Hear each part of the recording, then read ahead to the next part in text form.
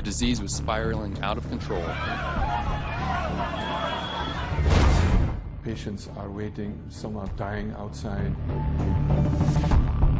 Some other people need to step up to the plate. My team cannot handle the situation right now. This is an epidemic that is not just a threat to regional security, it's a potential threat to global security.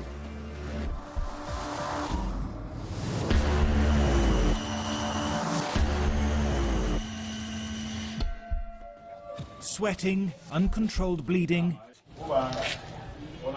and then death. Ebola's curse is swift and it's gruesome. Hospitals are overwhelmed. The doctors sent to treat the sick are themselves falling ill. And on the streets there's panic. This man had escaped from a treatment centre into a crowded market.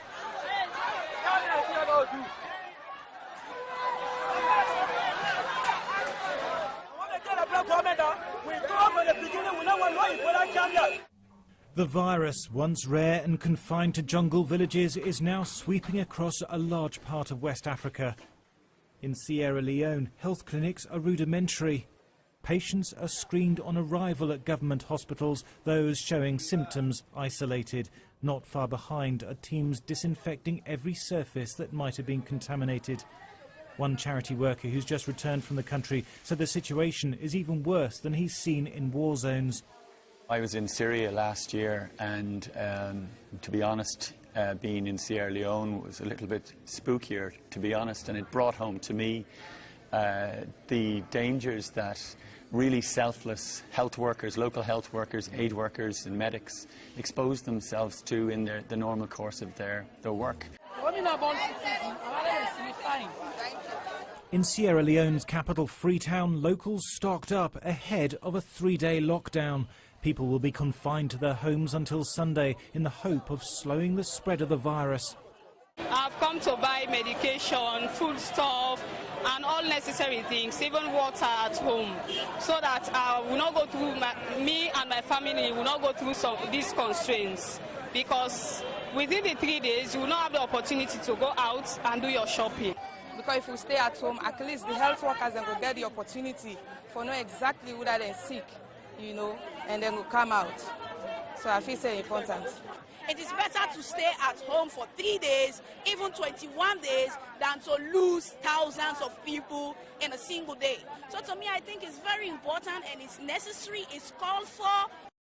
The epidemic is thought to have started as long ago as last December. Patient zero may have been a 2-year-old boy in rural Guinea. There were isolated cases at first. Then in March, aid workers reported a cluster of cases in the southeast of the country. From there, it easily spread over the border into Liberia and Sierra Leone, then Nigeria and Senegal.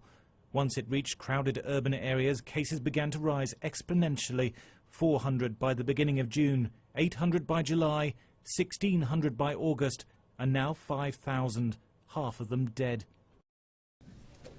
President Obama has warned it could get much worse. If the outbreak is not stopped now, we could be looking at hundreds of thousands of people infected with profound political and economic and security implications for all of us. So this is an epidemic that is not just a threat to regional security, it's a potential threat to global security. If these countries break down, if their economies break down, if people panic, that has profound effects on all of us, even if we are not directly contracting the disease. The first known outbreak of Ebola was in Zaire in 1976. Peter Piot helped contain the disease and identify the virus, even sketching out a map of how it was spreading. He told Sky News of his dismay that the world's response to the current epidemic had been so slow. The bigger the epidemic is, the more difficult it is to control. You can't put in quarantine a whole country and millions of people. And with all their contacts, we're talking about tens and tens of thousands of people who are at risk of being exposed. So we need really far more intensified care for people who are ill, isolate them, and then make sure that all their contacts are followed very carefully and that we can, again, isolate them as soon as they're becoming ill. So the job today is far more difficult than a few months ago. Doctors, nurses and aid workers are taking extraordinary risks. More than 300 have been infected according to the World Health Organization. Those from the West have been repatriated. Father Miguel Pajares was brought back to Madrid in a quarantine tent. The medical team took every precaution. A similar medical flight will be dispatched to Liberia to collect a French nurse who worked for Médecins Sans Frontières. At the moment, the evacuation is being organised by MSF.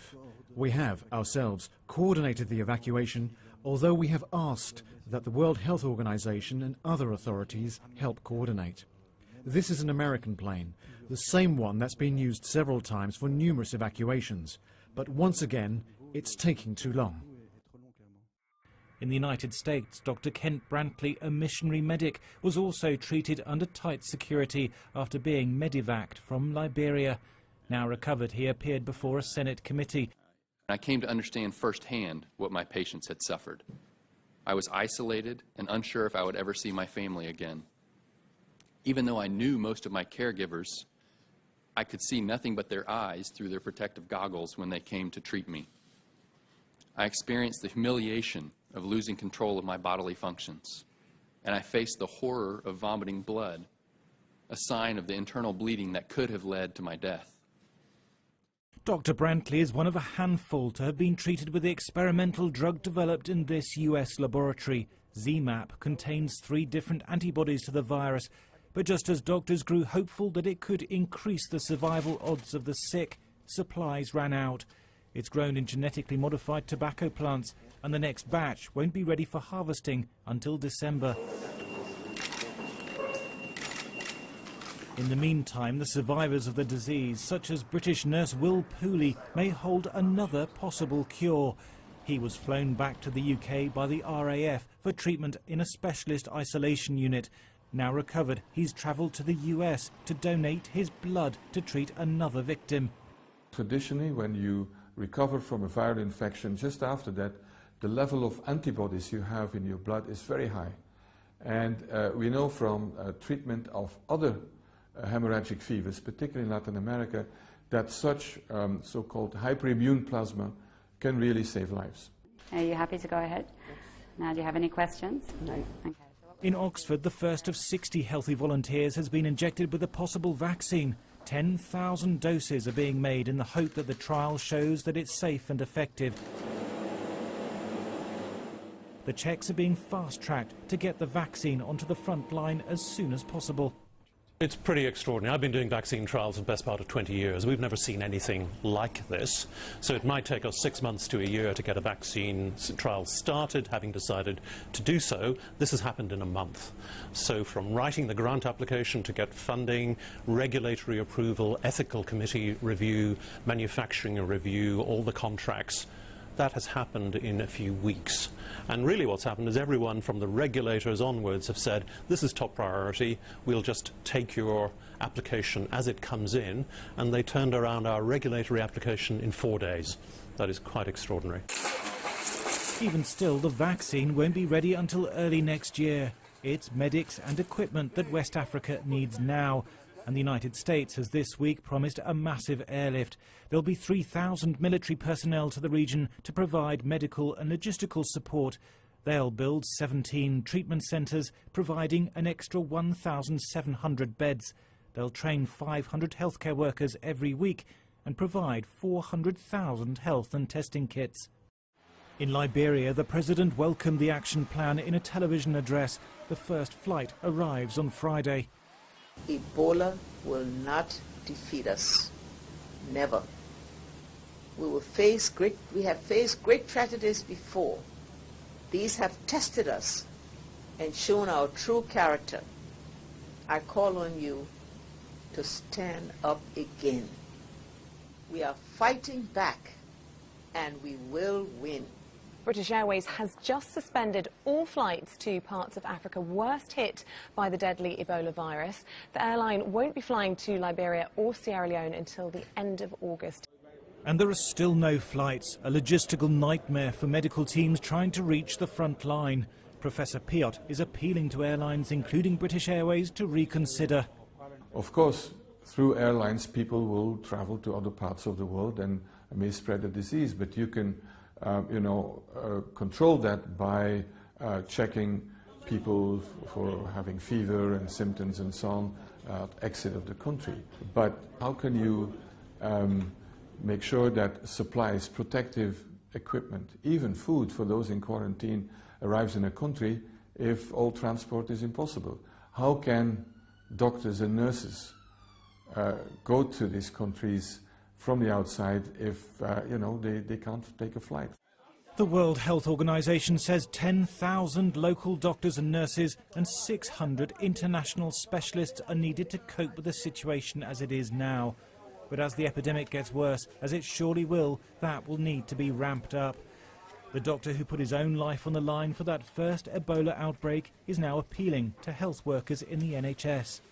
We have enormous skills in critical care, in infectious diseases, from nurses to doctors, in the army. For those who are interested and volunteers, we support you. We welcome that you will go and work in Sierra Leone. Not only in a small hospital, because it's important and I welcome it, but it's not enough. We need to set up care and isolation units across the country. We need to do much, much more.